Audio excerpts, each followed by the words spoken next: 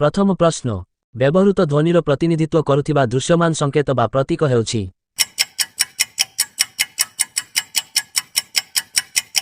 सठिक उत्तर हेउछि लिपि। द्वितीय प्रश्न ओडिया भाषार कथन धारारे गोटी व्यंजन ध्वनि उच्चारित हुए। 1 21 2 11 3 33 4 25। उत्तर 33। तृतीय प्रश्न सर्वनाम केते प्रकार। 1 5 2 6 3 7 4 8।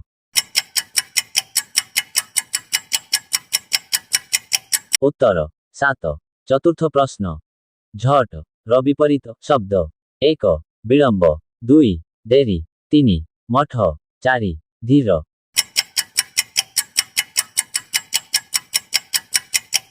उत्तर मठ। पंचम प्रश्न तनया र प्रतिशब्द। 1 सुता 2 सुता 3 ईशिता 4 तनुज। उत्तर सुता। षष्ठ प्रश्न ख्याति र विपरीत। 1 ख्याति 2 अनख्याति 3 अख्याति 4 अपख्याति। उत्तर अपख्याति। Thank you for watching my video. Subscribe my channel.